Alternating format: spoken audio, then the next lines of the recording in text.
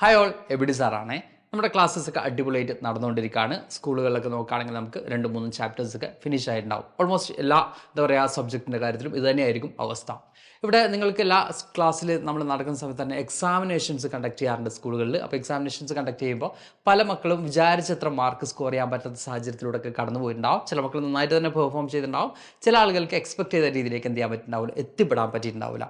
അപ്പോൾ നിങ്ങൾക്കറിയാം Xylem കൃത്യമായിട്ടും ഈ മക്കൾക്ക് എങ്ങനെയാണ് ഓരോ ചാപ്റ്റേഴ്സും ഡീൽ ചെയ്യേണ്ടത്, അല്ലെങ്കിൽ ഓരോ എക്സാമിനേഷൻസും എങ്ങനെയാണ് ഫേസ് ചെയ്യേണ്ടത് എന്ന് കൃത്യമായിട്ടും പറഞ്ഞു കൊടുക്കുന്ന, ഓരോ ചാപ്റ്റേഴ്സും ഡീറ്റെയിൽഡ് ആയിട്ട് ഡിസ്കസ് ചെയ്യുന്ന ബാച്ചസ് 8, 9, 10 ക്ലാസ്സുകളിലെ മക്കൾക്ക് വേണ്ടി Xylem എന്ത് ചെയ്യുന്നുണ്ട്, ഒരുക്കിയിട്ടുണ്ട്. ഓക്കെ, നമ്മുടെ 8ാം ക്ലാസ്സിൻ്റെ കേസ് എടുക്കുന്ന സമയത്ത് യോധ ബാച്ചാണ്. 8ാം ക്ലാസ്സിൻ്റെ കാര്യം പറയുകയാണെങ്കിൽ ന്യൂ NCERT ആണ്. ഒബ്വിയസ്ലി കുറേ അധികം മക്കൾ കൺഫ്യൂസ്ഡ് ആണ്. കാരണം ഈ പറയുന്ന NCERT എന്ന് പറയുമ്പോൾ, NCERT വന്ന മാറ്റങ്ങൾ എന്ന് പറയുമ്പോൾ പുതിയ ക്വസ്റ്റ്യൻസ് ആണ് നിങ്ങൾ എന്ത് ചെയ്യേണ്ടത്, പരിചയപ്പെടേണ്ടതായിട്ട് വരുന്നത്.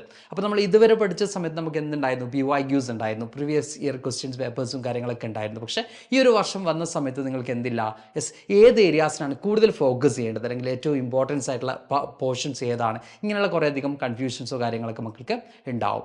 അതേപോലെ തന്നെ 9th കേസ് എടുക്കുകയാണെങ്കിൽ നമ്മൾ നിഞ്ച ബാച്ചാണ് Xylem 9th CBSE മക്കൾക്ക് വേണ്ടിയിട്ട് എന്ത് ചെയ്തിട്ടുള്ളത്, ഒരുക്കിയിട്ടുള്ളത്.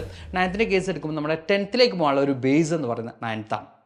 10th പഠിക്കുന്ന പല ചാപ്റ്റേഴ്സിൻ്റെയും ഒരു ബേസ്മെൻറ്റ് എന്ന് പറഞ്ഞാൽ എവിടെ നിന്നാണ് നമുക്ക് കിട്ടുന്നത്, 9th ആണ് കിട്ടുന്നത്. അതിനെക്കുറിച്ചുള്ള ബേസിക് നോളജ് കിട്ടുന്നത് 9th നിന്നാണ്. അപ്പോൾ സ്വാഭാവികമായിട്ടും 10th നമുക്ക് കൂടുതൽ പെർഫോം ചെയ്യണമെങ്കിൽ 9th നമ്മൾ കൃത്യമായിട്ടും എന്ത് ചെയ്തിരിക്കണം, ആ ബേസ് നമ്മൾ കൃത്യമായിട്ടും പഠിച്ചിരിക്കണം. എന്നാൽ മാത്രമേ നമുക്ക് എന്ത് ചെയ്യാൻ പറ്റുള്ളൂ, 10th എത്തുമ്പോൾ കാര്യങ്ങൾ കുറച്ചും കൂടി ഈസി ആക്കുള്ളൂ, അല്ലെങ്കിൽ കാര്യങ്ങൾ കുറച്ചും കൂടി കവർ ചെയ്ത് മുമ്പോട്ട് പോകാൻ പറ്റുള്ളൂ. അപ്പോൾ 9th മക്കൾക്ക് വേണ്ടി നിഞ്ച ബാച്ച് ഉണ്ട്. അതുപോലെ തന്നെ 10th മക്കളെ കേസ് എടുക്കുകയാണെങ്കിൽ നിങ്ങൾ ഫസ്റ്റ് ടൈമാണ് മക്കളെ എന്ത് അറ്റൻഡ് ചെയ്യാൻ പോകുന്നത്, ഒരു ബോർഡ് എക്സാമിനേഷൻ അറ്റൻഡ് ചെയ്യാൻ പോകുന്നത്. അതുകൊണ്ട് തന്നെ അതിന് കൃത്യമായിട്ടും എന്ത് വേണം, എക്സ്പീരിയൻസ് വേണം. അല്ലെങ്കിൽ നമ്മൾ ക്വസ്റ്റ്യൻസും കാര്യങ്ങളൊക്കെ എക്സ്പീരിയൻസ് ചെയ്യുമ്പോൾ മാത്രമേ നമുക്ക് എന്ത് ചെയ്യാൻ പറ്റുള്ളൂ, എക്സാമിനേഷൻസ് വളരെ ഈസി ആയിട്ട് അറ്റൻഡ് ചെയ്യാൻ പറ്റുള്ളൂ. അപ്പോൾ നമ്മുടെ 10th മക്കൾക്ക് വേണ്ടി Xylem ഒരുക്കിയിട്ടുള്ളത് അസ്ത്ര ബാച്ചാണ്. അപ്പോൾ ഈ 3 ബാച്ചിലേക്കും, നമ്മുടെ യോധ, നിഞ്ച ആൻഡ് അസ്ത്ര, ഈ 3 ബാച്ചിലേക്കും അഡ്മിഷൻ എടുക്കാത്ത പല മക്കളും ഉണ്ടാവും. പല മക്കളും നമ്മുടെ ബാച്ചിൻ്റെ കൂടെ തന്നെയുണ്ട്. എന്നാലും ചില മക്കൾ ഇപ്പോഴും എന്ത് ചെയ്യുന്നുണ്ട്, പുറത്ത് നിൽക്കുന്നുണ്ട്. അപ്പോൾ നിങ്ങൾക്ക് വേണ്ടിയിട്ടുള്ള ഒരു കിടിലൻ ഓപ്പർച്യൂണിറ്റിയെ കുറിച്ചാണ്, അല്ലെങ്കിൽ കിടിലൻ ഒരു ഓഫറിനെ കുറിച്ചാണ് ഞാൻ ഫസ്റ്റ് പറയാൻ പോകുന്നത്.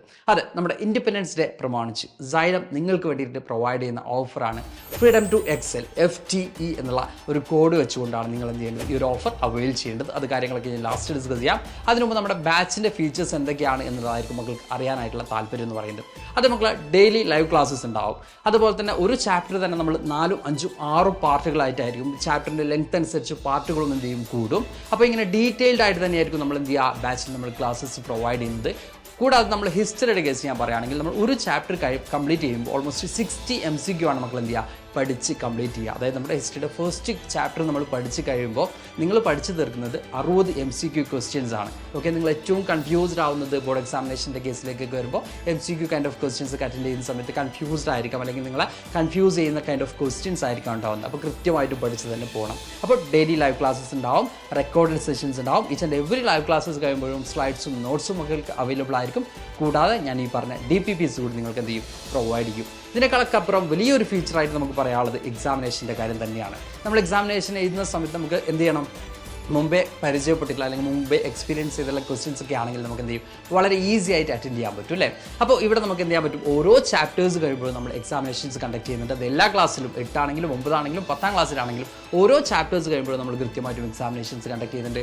അതുകൂടാതെ ടേം എക്സാമിനേഷൻസും കൃത്യമായിട്ടും ഓരോ ഇൻ്റർവൽസിനും ടേം എക്സാമിനേഷൻസ് ഉണ്ട്, മോഡൽ എക്സാമിനേഷൻസും, ഇങ്ങനെ എല്ലാ കൈൻഡ് ഓഫ് എക്സാമിനേഷനും നിങ്ങൾ കംപ്ലീറ്റ് ആയിട്ടും പ്രിപ്പയർ ചെയ്തിട്ട് മാത്രമേ നമ്മൾ എന്ത് ചെയ്തുള്ളൂ, നിങ്ങൾ എക്സാമിന് വേണ്ടി അയക്കുന്നുള്ളൂ. അപ്പോൾ ഇനി നിങ്ങൾക്ക് ഡൗട്ട് എന്ന് പറയുന്നത് ഞങ്ങൾ എങ്ങനെയാണ് ഈ ഒരു ഓഫർ നേടിയെടുക്കേണ്ടത് എന്നുള്ളതായിരിക്കും. അത് മക്കളെ പ്ലേ സ്റ്റോർ അല്ലെങ്കിൽ ആപ്പ് സ്റ്റോറിൽ എന്ത് ചെയ്യുക, നമ്മുടെ Xylem ആപ്പ് ഡൗൺലോഡ് ചെയ്ത് നിങ്ങളുടെ ഡീറ്റെയിൽസും കാര്യങ്ങളൊക്കെ എൻറോൾ ചെയ്തതിനു ശേഷം അവിടെ ഒരു കൂപ്പൺ കോഡ് റെഡീം ചെയ്യാനുള്ള ഒരു ഓപ്ഷൻ ഉണ്ടാവും. അവിടെ ഞാൻ നേരത്തെ പറഞ്ഞതുപോലെ തന്നെ ഫ്രീഡം ടു എക്സൽ അല്ലെങ്കിൽ FTE 10 എന്നുള്ള ഒരു കൂപ്പൺ കോഡ് അടിച്ച് കൊടുത്താൽ നിങ്ങൾക്ക് എന്ത് ചെയ്യാൻ പറ്റും, ഈ 10% ഓഫർ നിങ്ങൾക്ക് എന്ത് ചെയ്യാൻ പറ്റും, അവൈൽ ചെയ്യാൻ പറ്റും. അപ്പോൾ എല്ലാ മക്കളും ഈ ഒരു ഓപ്പർച്യൂണിറ്റി എന്ത് ചെയ്യുക, യൂട്ടിലൈസ് ചെയ്യുക. എല്ലാ മക്കളും Xylemത്തിൻ്റെ ബാച്ചിലേക്ക് വേണം, നമുക്ക് അടിപൊളിയായിട്ട് പഠിച്ച് മുമ്പോട്ട് പോകാം.